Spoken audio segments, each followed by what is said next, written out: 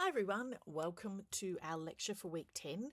This is where we start to move in a slightly different direction from our last couple of weeks where we've been looking at how we actively intervene, potentially looking at child development and so on, and how we're working with parents to provide the best education.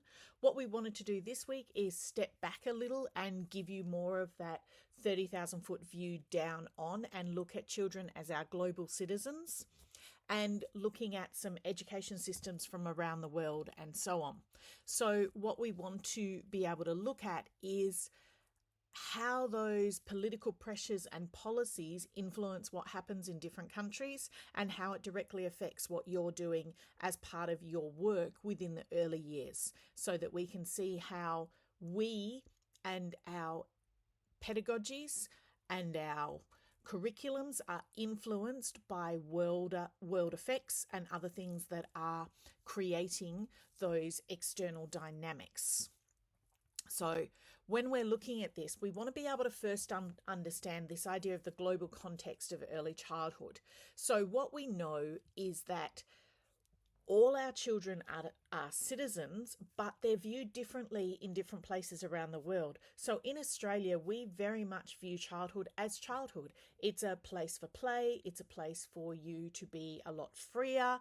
It's an authentic part of your growth and development that you go through.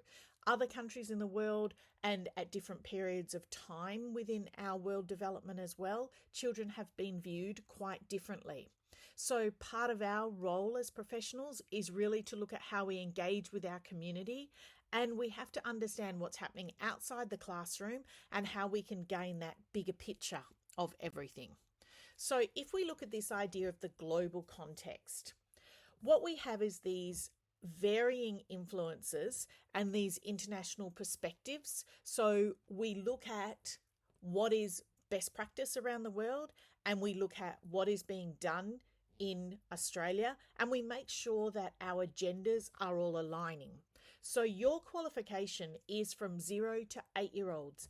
It's something that is highly valued in Western Australia particularly, and it means that it gives you the maximum opportunities of working in our early years centres in a childcare perspective, as well as in our early years in a school-based setting.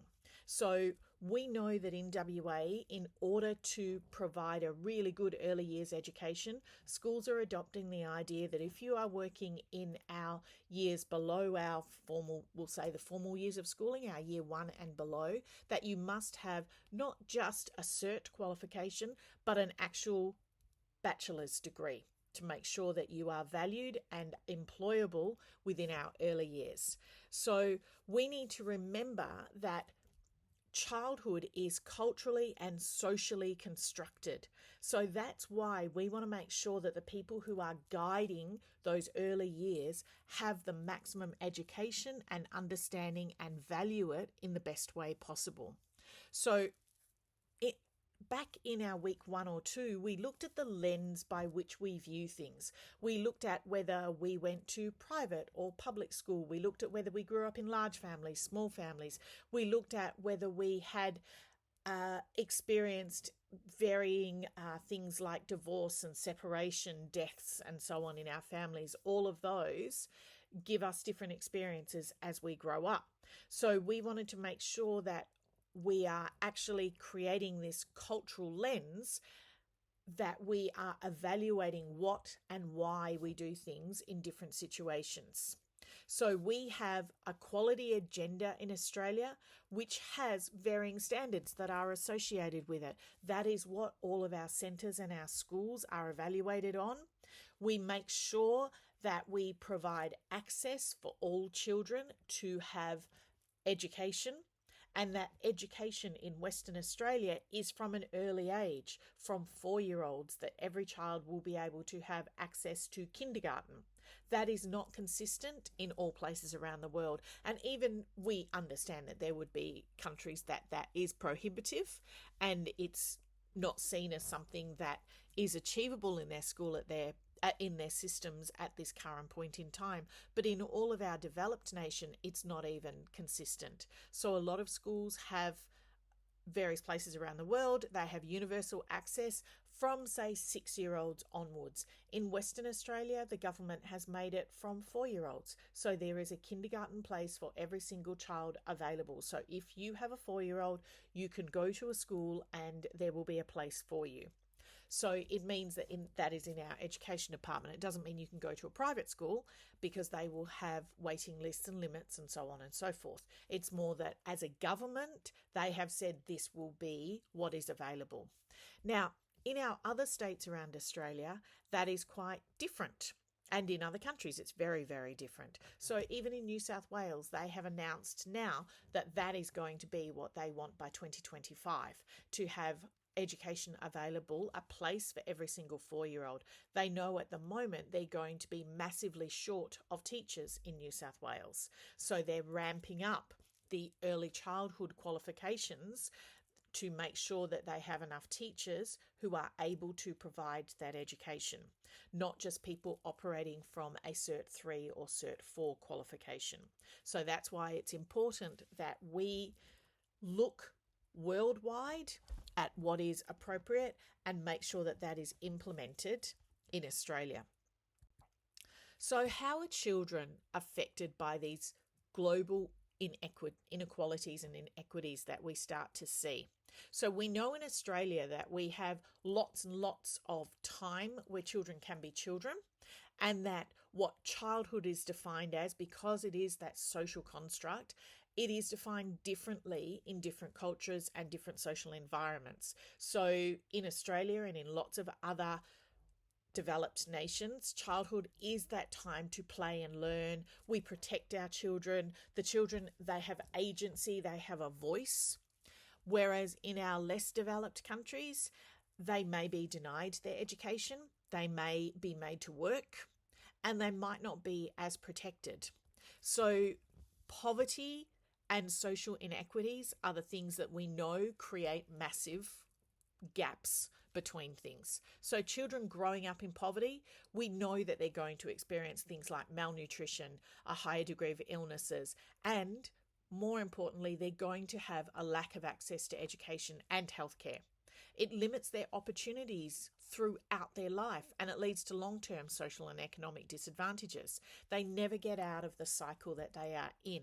And that is why one of the key things that every government worldwide knows is that the more that you can educate children, the more you are able to provide a better environment for everyone in your society. So children in low-income countries, they lack access to quality education. So they may have some education, but not ongoing and not quality education. And we know that that limits their development, obviously, of content knowledge, but more importantly, things like our critical thinking skills and therefore the opportunities for future development. So it leads again to that perpetuation of poverty and equality. So other complex issues that we have, we've got health. So children in our low income countries, they lack basic access to basic healthcare. They don't have access to immunisations. They don't have access to clean water. They don't have access to appropriate sanitation. We know that all of those things lead to a higher rate of illness and disease, as well as reduced life expectancy. Now, we have at the moment many places in the world that are going through conflict, and therefore children are very displaced. So when they're forced to flee their homes due to crises, war, things that are going on like in Iran and Iraq at the moment, they're at increased risk of, we know, physical harm, but also things like malnutrition and psychological trauma that will create massive disruption to their education and their social networks. Now, children will also start to experience discrimination, such as due to their ethnicity, their minorities. Children with disabilities, they face discrimination all the time. And in our less developed nations, those children often don't even get an opportunity to go to school because school is only available for those who are able and well enough to go to school. So global inequities, they have such a profound impact on the lives of children in those countries. So it limits their opportunities and it creates those long-term disadvantages that are never, ever overcome. So we have to know that all efforts that we make to address these, we have to ensure that all children have access to our basic needs and opportunities. So there's lots and lots of organisations that is their core role. Their role in the world is to balance things out and to call attention to it. So the first one that's listed there is our OECD. So our OECD, they do a lot of research and they are looking at economic cooperation. So we'll go through that a little bit more. But you know things like UNICEF, so our United Nations Children's Fund, they're working to provide healthcare, nutrition, education and protection, especially to our most vulnerable children. Places like World Health Organization work together with UNICEF and so on. We've got our Save the Children Fund. That is a global organisation that works to improve the lives of children, again, through education, healthcare, protection and emergency response programs. Our Global Partnerships for Education, so that is a coalition of governments, organisations and the private sector, and they work together to ensure that children have access to quality education. The World Food Programme, that works together with UNICEF and the World Health Organization. And we have a number of other programs, so that's just a few examples. They work towards changing the situation. So think about, as part of your ongoing world, do you want to be part of any of those sorts of organisations? All of them will have local chapters that you can volunteer and offer your services to. Think about, once you start working in schools, how you might adopt one of those organisations, and that could be part of fundraising that you are part of at the school and so on. Getting children in our developed nations to understand what children overseas and in other places, and even in our local underprivileged areas, to make sure that we're providing the best that we can for them. So the OECD, this is the Organisation for Economic Cooperation and Development. So it's an intergovernmental, meaning that lots and lots of governments from around the world. It was founded in 1961, and what it wanted to do was to promote the economic growth and sustainable development around the world. So it's got 38 member countries and lots of our large countries all the way down. What they do really well is they report on that large-scale data around economics and care. So it works towards promoting effective policies that are going to improve the economic and social well-being of people around the world. So some of the key areas that they focus on: economic growth. So they're reporting on the economic growth and sustainable development and different policies that will support that innovation, productivity and entrepreneurship. They work on international trade. So it works to provide some good trade and investments through the right policies. It has a key focus on education. So it conducts lots and lots of research and analyses education policies and works to promote those policies. So exploring the website gives you lots and lots of information about Australia and lots of other countries around the world as well. It provides some ideas of social policy. So it's promoting policies that support social inclusion to reduce our inequities, and it includes policies to support employment, health and social protection. So it plays a really important part in our world in promoting this idea of international cooperation, as well as improving our economic and social outcomes for all of our people around the world. So our Save the Children Fund is all about making sure that it's a global non-profit organisation. So it's working to improve the lives of children around the world. So it again was funded a long time ago, over 100 years ago. It was founded in 1919 and it operates in over 100 countries. So its mission is to ensure that every child has a healthy start. So that's why it comes under our early years. It provides every child with access to education and protection from harm. So some of the key areas that they work in are our health, our education, child protection, and our support for things like emergencies and so on.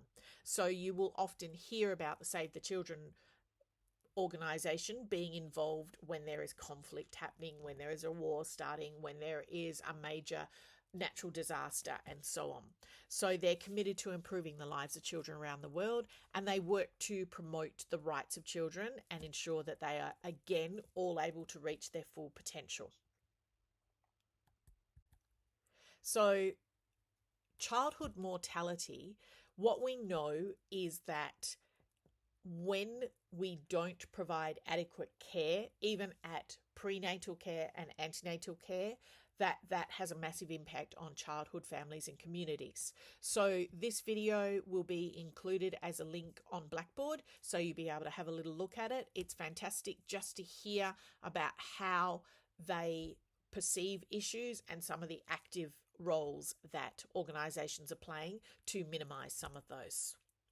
So we've got this idea that we have global impacts, that we have organisations that are very focused on improving and making sure that every child has access to, first of all, a childhood, and second of all, making sure that they have access to education as well as adequate health, nutrition, safety, protection, and so on.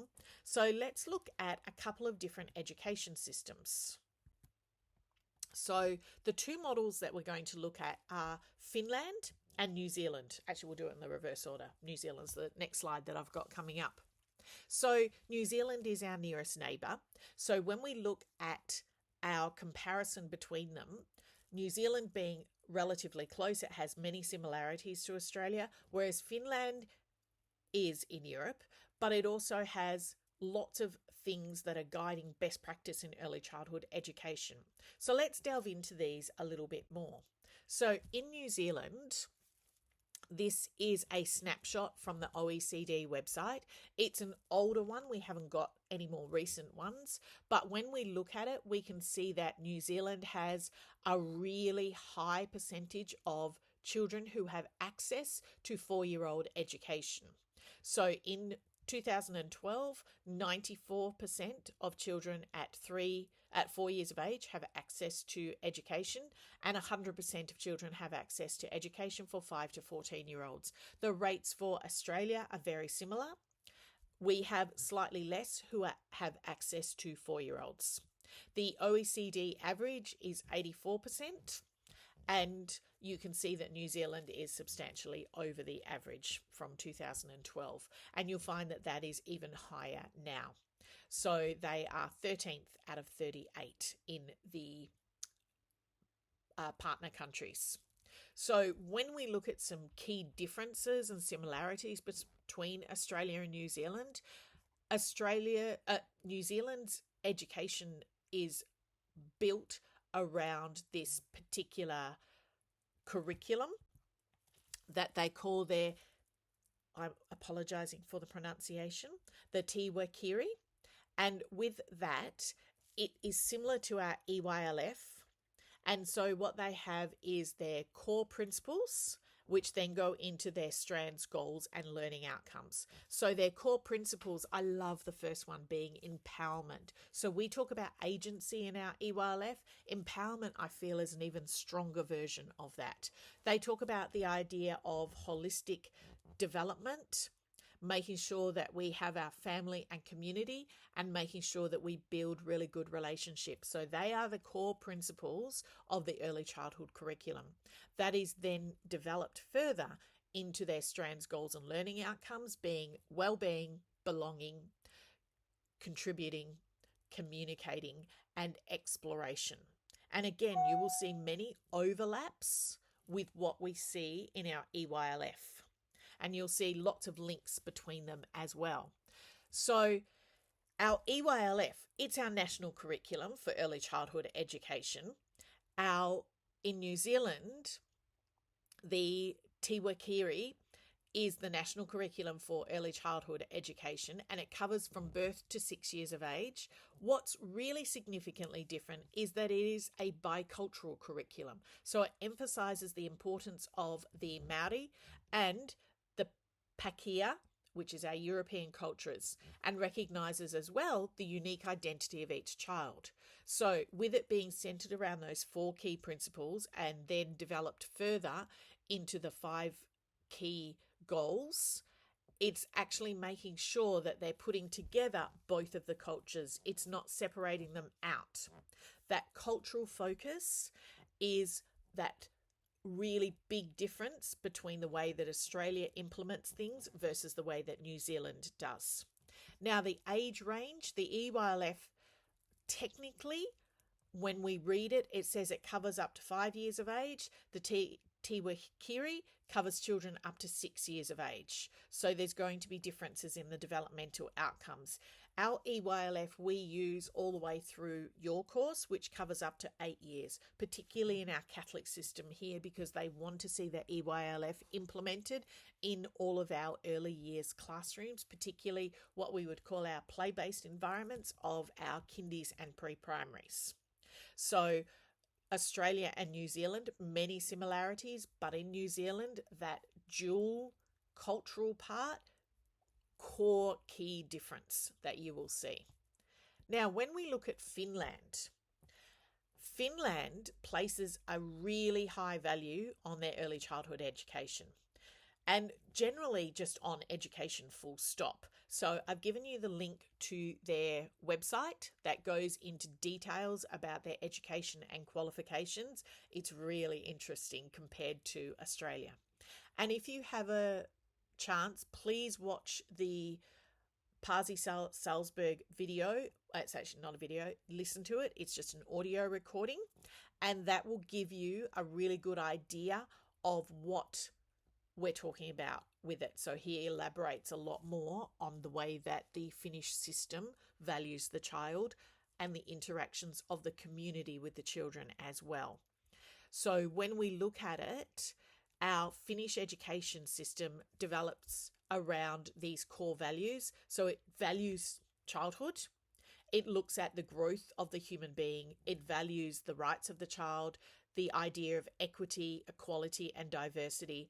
It recognises the diversity of families and looks at our healthy and sustainable ways of living. So if we look at the education system in terms of the early years, it's consistently ranked among the best in the world. So they want to make sure that they have equal access. So it's highly equitable. All students have equal access regardless of their socioeconomic background. And they have a publicly funded system that provides free education from pre-primary to tertiary. One of the biggest difference that I see is the level of teacher training. So Finland has really highly trained and qualified teachers. They are required, get this, to have a master's degree before they can start teaching. So it's not just a simple undergraduate degree, they're requiring a master's degree, and that they want them to have a really deep level of skills and knowledge so that they provide the best education for all children. They have this really great emphasis on play and creativity. So it emphasizes that so that we really see that growth of learning in the children. So it emphasizes and encourages students to learn and develop their own interests. We see a lot of individualized learning that is built into their curriculums. So children are encouraged to pursue their own interests, to work at their own pace. But then we also see that they are emphasizing collaborative learning. So it's making sure that they understand, yes, that they're working by themselves and how to be self-paced, but also how to work in groups to solve problems and learn from one another.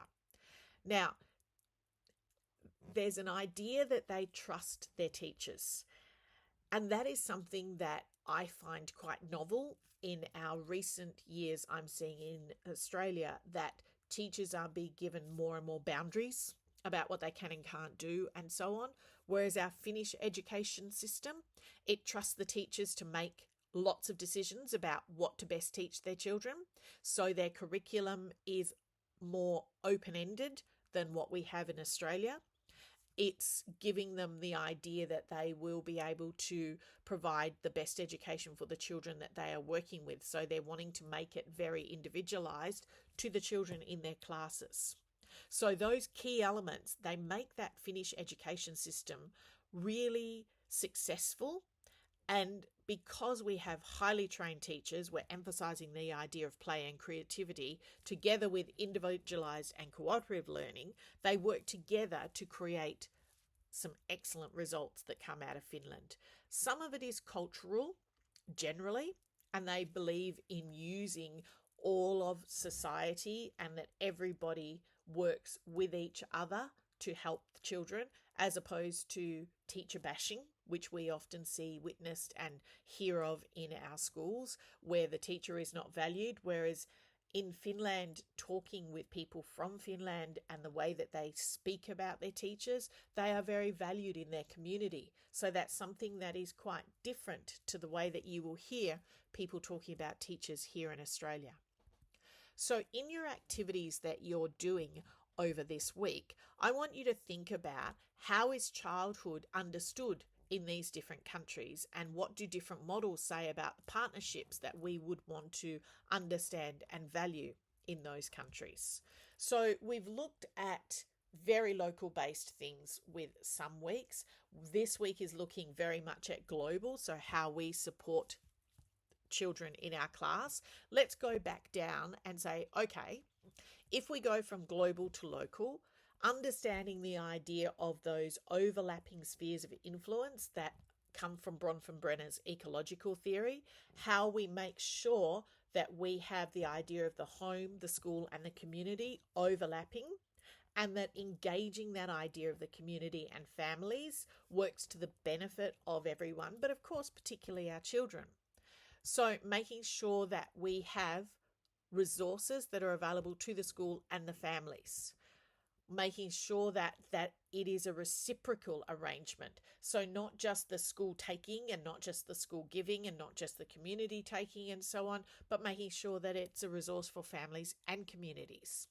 Making sure that we have the schools becoming a hub potentially that contribute to the well-being of the community.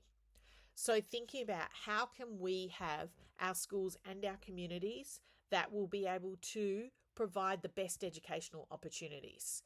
How can we build on some of the ideas that we see witnessed in Finland, where our schools, homes and communities all share responsibility for education, rather than just outsourcing it purely to childcare centres and to teachers? That we know students will achieve best results when the family is able to create a good home environment that encourages learning.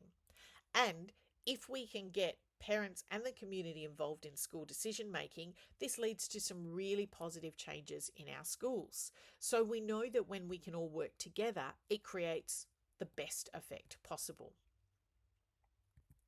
So let's think. Effective schools, they will seek out relationships with the community. They will build on the resources of the wider community to improve student learning. Now, principals, they play that key role, and leadership teams, not just the leader, but the leadership teams, they play that key role in facilitating this, because they create that welcoming, inclusive and trusting school culture. So when we have Kiss and Drive set up as the only way that children are dropped off, when we have signs that say, please sign in before moving anywhere around the school, when we have things that say, no talking in the courtyards, please take your conversations outside to the car park, we're not building that idea of being a welcoming community. So if we take that African proverb, it takes a village to raise a child, what are we going to do when we are in our classrooms? So how are we going to make sure that we are helping to facilitate that village, that we are actually creating those authentic connections, that we're using our data from the OECD, that we're understanding the role of those global organisations, and we're then implementing it at a very local level. So for our tutorial this week, remember that you are not on campus. I have a set of activities for you. I've got some videos for you to watch and some activities, and then I would love you to watch the presentation videos that we have. And next week, back to normal lecture and tutorial times. We have lots of presentations in week 11, and our content will probably be done mostly individualized for you. I will put some things on. We're looking at other professional support services that you are able to access when you go out into schools. Thank you, everyone, and I look forward to seeing you. Remember, not this week in class, but next week back in week 11. Thanks, everyone. Talk to you soon.